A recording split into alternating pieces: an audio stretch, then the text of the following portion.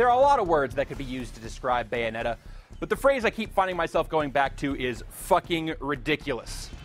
Before you call the expletive unnecessary, consider the titular lead character, who is even more outrageous in practice than she is in concept, and the idea of a sassy English 10-foot-tall librarian dominatrix bullet witch who basically dances her enemies to death is nuts.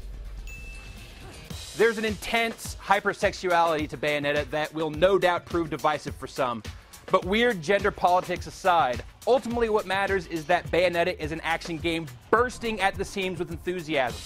A game that celebrates Japanese game conventions and then pushes them to their breaking point.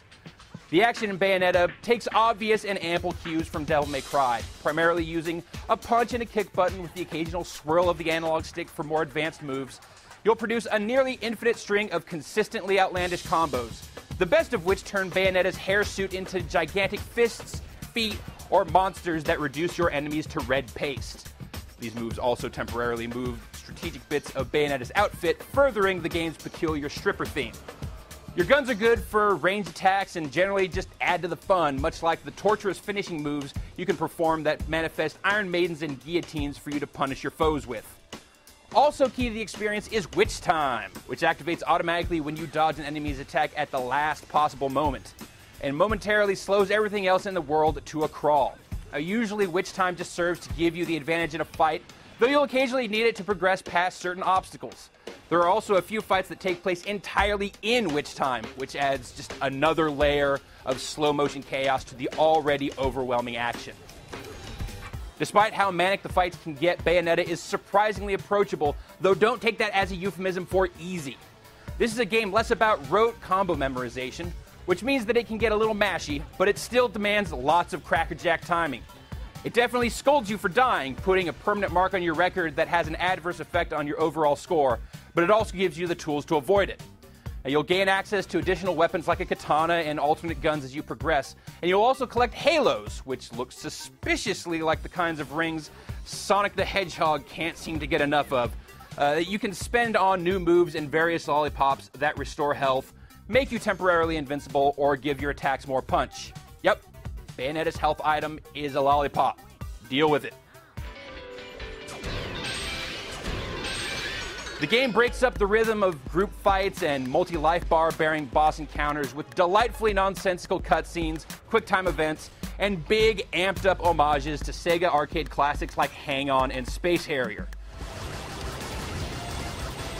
Mostly, though, Bayonetta keeps you on your toes by constantly pushing just how over-the-top everything about it is. You're just as likely to fight a freaky two-headed dragon while half-naked on the side of a church that's spinning through space as you are on terra firma. When that's your standard, it's possible for just about anything to happen, and in Bayonetta, it usually does. Time to go boom! Visually, Bayonetta is defined by a constant state of information overload. In the rare moments that the camera's not voyeuristically spinning around Bayonetta's suggestively gyrating figure as she smashes a cherub-faced angel monster, you can actually appreciate the incredible detail on Bayonetta herself, the dizzying complexity of the intricately choreographed dance fight sequences, and the unsettling enemy designs that graft familiar angelic imagery and bits of Renaissance marble onto a menagerie of hideously meaty bird creatures and golems. There's a lot of craft to Bayonetta's whole Rococo steampunk aesthetic, but it's just as impressive that the game performs so well when it's awash in layer upon layer of crazy effects, while all of it moves at just below the speed of light.